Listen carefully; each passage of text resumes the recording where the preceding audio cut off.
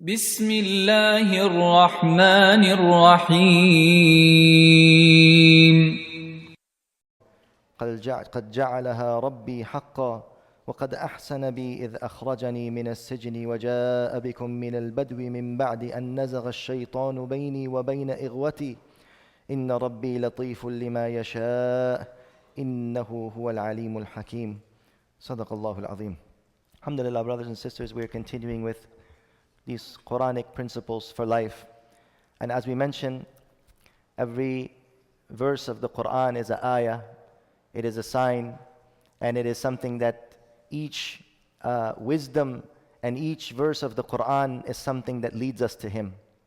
Every verse of the Quran is something that takes us towards success, it takes us towards salvation, it takes us from darkness into light.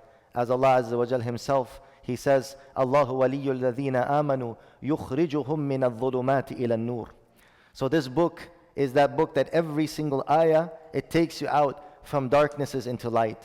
It takes you out from misguidance into guidance. It takes you from being lost to being, in a state of awareness.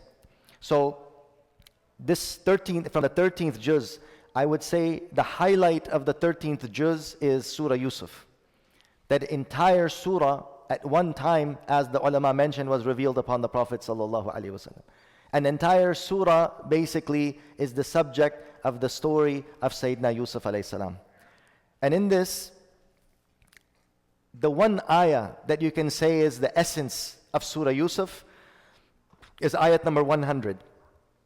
And I want to, inshallah, share this with you so that we can see what is the Quranic principle in this for our lives. What is Allah subhanahu wa ta'ala guiding us to? This was after the whole story was done.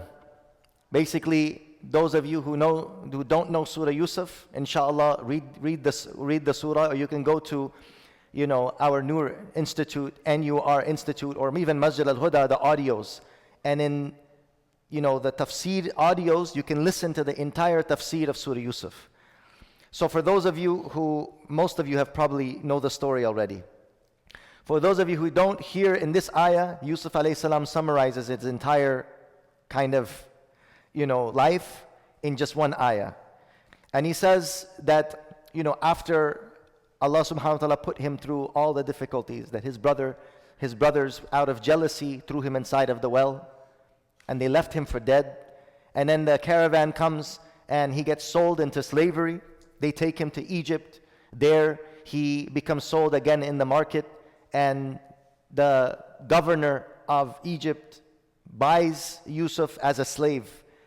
And then he remains in the palace of this, or the house of this governor, after which then he is brought up with a lot of care and concern, and then he is seduced by the wife of the governor.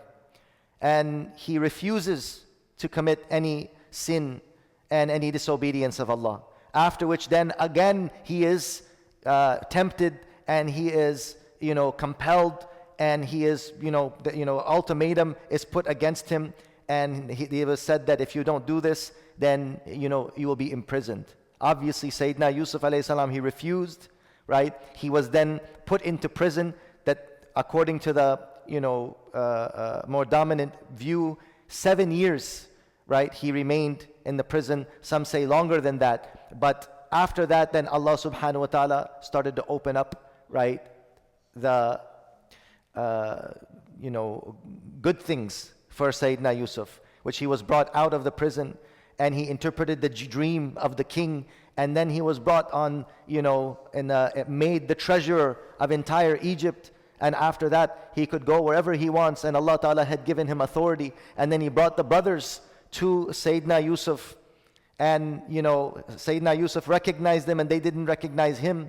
And then he put them, he gave them the runaround. They went back, to Egypt or to Canaan, and then they came back to Egypt. And like this, eventually Allah Subhanahu wa Ta'ala made it known that he is Yusuf, and the brothers had wronged them, had wronged him, and the whole story, it becomes in full circle. And then here is where Sayyidina Yusuf alayhi salam then says, bring my father back, bring my parents back from Canaan, from, the Holy Land, bring them here to Egypt. It is here that the whole summary of his life, Yusuf alayhi salam then mentions, and Allah Ta'ala is saying, وَرَفَعَ أَبَوَيْهِ عَلَى الْعَرْشِ. Sayyidina Yusuf alayhi salam, he brought his parents upon the throne, upon the, throne of Egypt. وَخَرُّوا لَهُ سُجَّدًا. And all of them, the entire family then, right, they fell in prostration of honor and reverence for Yusuf. وَقَالَ يَا أَبَتِ هَذَا تَأْوِيلُ رُؤْيَايَ مِنْ قَبْلِ. And then he said to Sayyidina Yaqub alayhi salam, "Oh my father, this was the dream that I had saw. My dream has come true. That I saw 11 stars and the sun and the moon prostrating to me. And this is exactly now how my dream has manifested, is that 11 of my brothers, there were 11 stars. 11 of my brothers and the sun and the moon, my father and mother, they are now prostrating towards me." And this prostration was allowed in the Sharia of the previous prophets. It was like how the Japanese people and in Japanese culture, they bow out of respect. This existed in the Sharia of the previous Anbiya. That is why it says that they fell in prostration, right, to Sayyidina Yusuf. This was a prostration of respect, which still exists in some cultures, and in our deen now, in the Sharia of Sayyidina Muhammad, it is no longer allowed. But this was, right, the honor that they gave him. And then he says, this is the dream that came true. وَقَدْ أَحْسَنَ بِي. Now, this is the point that I want to, what is the Quranic principle in this? Is that, brothers and sisters, Allah subhanahu wa ta'ala in our lives works in the most subtle ways, in the most mysterious ways. Sayyidina Yusuf alayhi salam was tortured by his own brothers. He was thrown inside of the well. They left him for dead. He was then sold for a paltry, meager price, right, into slavery. And then he was seduced. And then he was accused of committing a crime that he did not commit. And he went to jail, right, for nothing, literally. And he was the most purest, and he was the most innocent, and he was the most pious of all human beings probably on the face of the earth. And he is the son of of a prophet, Siddiq ibn Siddiq, right? It says about him that they say that he was the most righteous, the son of the most righteous, the son of the most righteous, right? So all of this came in full circle, that through all of this difficulties that he went through, what did Allah subhanahu wa ta'ala do? The objective, why Allah subhanahu wa ta'ala put him through all of this suffering, and why Allah subhanahu wa ta'ala made him go through all of this, because his destiny was that he would not have reached Egypt, and he would have not become the treasurer, and he would not have been on the throne, and he would have not been able to guide so many people that he guided, unless he would have went through those trials and tribulations in his life. So this Quranic principle, it teaches us what? That sometimes the most difficult things that come in our lives, the tribulations that come in our lives, some things that we think is, that this is, how could Allah allow this? Right? Don't we think about this to Yusuf? How could Allah allow His Prophet to be sold into slavery? How could Allah allow His Prophet to be accused unjustly of a crime he didn't commit, and then he goes into prison? How? Why? How? Why? All the hows and whys are answered in the Quran. All of our hows and all of our whys, all of those questions that we ask, all of the anger that we show, all of the objections that we make to Allah subhanahu wa ta'ala, all of that has been answered to us in the Quran Kareem. And what does Allah Ta'ala say?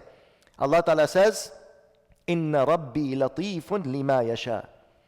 Inna Rabbi latifun lima yasha. Truly my Lord is subtly kind in bringing about whatever He wills. This is Allah's subtlety. This is Allah's, as they say, the word Latif. What is the meaning of one of the 99 names of Allah? Ya Latif, or Al-Latif, the one who works in subtle, in kind, and works in mysterious ways that we cannot understand. This is the lutf of Allah subhanahu wa ta'ala. When Allah subhanahu wa ta'ala, when Yusuf was in the well, Allah was Latif. When Sayyidina Yusuf was being sold into slavery, Allah was Latif. Allah had His subtle plan that through His subtle and mysterious way that Allah Ta'ala works, there was a greater purpose and there was a greater objective and a greater destiny that Sayyidina Yusuf alayhi salam had, that Allah Ta'ala wanted to make that come to pass. That was the ordainment of Allah. That was the decree of Allah. But this ayah tells us, where we see Yusuf alayhi salam, he's painting the whole portrait. Look at what this happened, and then this happened, right? And then, Allah did good to me that He brought me out of the prison. And look, Yusuf doesn't mention a single one of the negative things that happened to him. I'm mentioning it. I'm saying that his brothers left him for dead. I'm saying he got thrown in the well. I'm saying that he was accused unjustly. But look at Yusuf. He doesn't mention one single negative thing. What do you say? And he says, oh my father, my Lord was good to me, that He took me out of prison. Wait a minute, what happened everything before? What happened before prison? He didn't mention that his brothers left him for dead. He didn't mention that he was thrown in the well. He didn't mention that that woman tried to seduce him.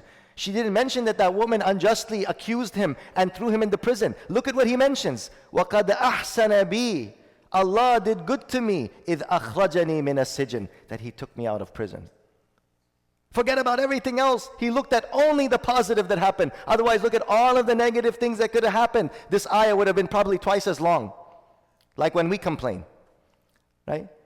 And then look at what he says about his brothers. Does he make mention of his brothers? Yes. He said, and remember when my brothers, they tried to kill me and they tried to leave me for dead? No. Look at what he says. وَجَاءَ بِكُم مِّنَ الْبَدْوِ, and Allah brought you back to me from the Bedouin, from the, from the Bedouin lands. Allah brought my parents and my family back to me. Right? مِن بَعْدِ أَن نَزَغَ الشَّيْطَانُ بَيْنِي وَبَيْنَ إِخْوَتِي, after the devil had put a distance between me and my brothers. Look at what he says. He doesn't, how those brothers tortured him and how those brothers literally left him for dead. And what did he say? He says, He brought you all from the desert. He brought you back from the Badu. After Shaitan, he sowed discord between me and my brothers. He doesn't even mention one single negative aspect about his life. And then what does he say? Inna Rabbi latiful lima yasha. I know the translation of this is very, very specific, but I like to use this translation that my Lord works in mysterious ways. My Lord can work in any way that He wants. My Lord is most subtle in bringing about whatever is destiny that He has decreed for His creation. Innahu huwal alimul hakim. Know that He is the all-knowing and the most wise. My dear brothers and sisters, if we apply this to our lives, there are many things that happen in our lives that we don't know. Why is this happening? What's going on with me?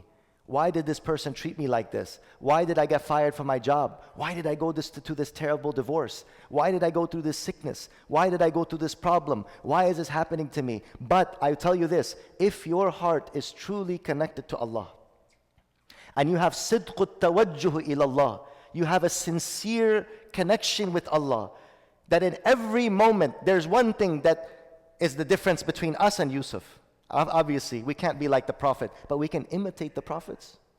We can't be like them, but we can imitate them. And Allah has commanded us to try to imitate them and emulate them. When Sayyidina Yusuf was thrown in the well, his heart was with Allah. When he was sold into slavery, his heart was with Allah. When he was being seduced, he said, قَالَ مَعَاذَ اللَّهِ. When he was being called to commit a sin, he said, I seek refuge in my Allah. When he was being thrown in the prison, he was giving da'wah ilallah. When he was approached about interpretation of the dream, he asked, this is what Allah has taught me. This is the interpretation of what Allah has instructed me and Allah has bestowed me. When he came out of the prison, even then he was calling people to Allah. And he was ruling with justice and amana and fairness and equity amongst the people. To bring about khair, right, in that land and in that community that Allah Ta'ala had sent him. And when his brothers came face to face with him, he was with Allah. He did not take revenge. He did not put them down. He did not say a single word of harshness to them.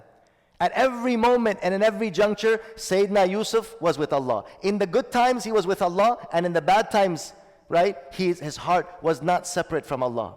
This is why, my dear brothers and sisters, we understand that what Allah Ta'ala is telling us, these last few words, Inna Rabbi latiful lima yasha. My Lord is most subtle in the decisions that He makes in our lives and the situations that He puts us in. And what is He? Innahu huwal alimul hakim. Verily, He is the all-knowing. He is the all-wise. When your tire gets, you get a blowout on the freeway, and you're there on the side, innahu huwal alimul hakim. Allah is the most knowing and He is the most wise. If anything, any situation happens, right? Allah is latif. Allah works in mysterious ways. Do not become angry. Do not become bitter. This is a whole ayah where Sayyidina Yusuf is mentioning from beginning to end all of his ahwal. And in the end, all he says is, my Lord works in mysterious ways. And he talks about every single positive thing that happens. And he says, Allah is the all-knowing and Allah is the most wise. Therefore, my dear brothers and sisters, this Quranic principle teaches us that at any given situation, remember the name of Allah, Ya Latif. That Allah's lutf, Allah's subtle, mysterious ways are working in our lives in ways that we cannot even imagine. When something confusing in your life happens, when something difficult in your life happens, imagine, right, the ahwal that Yusuf alayhi salam went through. And know that we are no better than him. He was the beloved of Allah and he went through all of this. He was the Habib of Allah subhanahu wa ta'ala. He was the Rasul and the Prophet of Allah subhanahu wa ta'ala. And Allah allowed that he be sold into slavery. Allah allowed that he go to prison. And this was all because all of that was what? To honor him in the end. All of that could not have happened. Things don't happen in the world like this. That a person, a random, Bedouin kid from, Canaan, from the desert, comes and he sits on the throne of Egypt. How does that happen? A slave becomes a king? How does that happen? That doesn't happen. There is a way that Allah subhanahu wa ta'ala makes things happen. How will the whole world know about Islam? How will Islam enter into every home? How can this be? How will people have a mercy and compassion towards the message of Islam? Allah has His way. Allah shows the truth. How does Allah show the truth? Maybe in ways that we could not even imagine. Maybe in ways that is very, very harsh. Maybe in ways that are, maybe shocking. But Allah subhanahu wa ta'ala, latifun lima yasha. He is subtle in His decree, in the way that He wills. Innahu huwal alimul hakim. Verily, He is the all-knowing. Right now, Islam is entering into almost every household. Islam is entering everywhere in such ways that it boggles the minds of people. On social media, in the athletic platforms, in every single in the entertainment industry, everywhere Islam is spreading like wildfire. This is the lutf. This is the subtle working of Allah, that He works in mysterious ways that we cannot understand. So what is this, brothers and sisters? We remind ourselves of this ayah, that this is a Quranic principle of life. Inna Rabbi latifun lima yasha. Allah is latif. Always remind yourself that Allah works in the most subtle and mysterious ways. We should embrace that. And we won't be able to embrace it until we have sidqut tawajjuh ilallah. We become a siddiq. How? Is having sidqut tawajjuh ilallah. True, sincere directing our hearts to Allah subhanahu wa ta'ala. Ya Allah, I know that you are in control of this.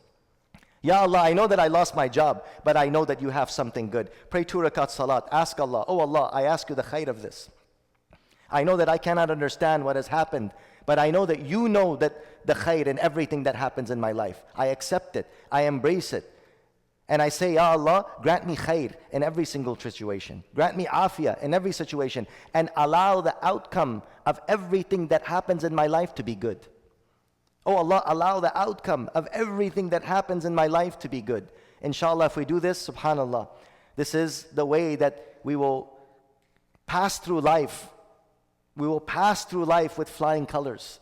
We will pass through life with true sincerity and submission to Allah. Otherwise, when we become angry, when we become bitter, and we keep reminding ourselves of the negative, We keep reminding ourselves of the negative. We keep becoming bitter with the people and angry with Allah subhanahu wa ta'ala. Then what will be our situation? Right? The outcome will not be good. The outcome of Sayyidina Yusuf was good. Was it because he was a prophet? I believe, wallahu alam, and Allah knows best. I believe it was because of his sidqut tawajjuhi ilallah. Why would Allah Ta'ala mention the story of Sayyidina Yusuf if this was only meant for him? And basically that was his destiny and that was what's going to come to pass. Yes, we believe in destiny. But there are certain asbab. There are certain things that Allah is asking us to look and apply in our lives. And there's one thing that is in the life of Sayyidina Yusuf, one thing that if we apply, inshaAllah, in every difficulty that we go through, that difficulty, the aqibah of it will be khair. What is that? Sidqut tawajjuh ilallah. Sincere tawajjuh, sincere connection to Allah. That in every given situation say, Hasbunallah wa ni'mal wakil. Oh Allah, you are enough for me. Oh Allah, no matter how difficult the situation is, make the end result of it khair.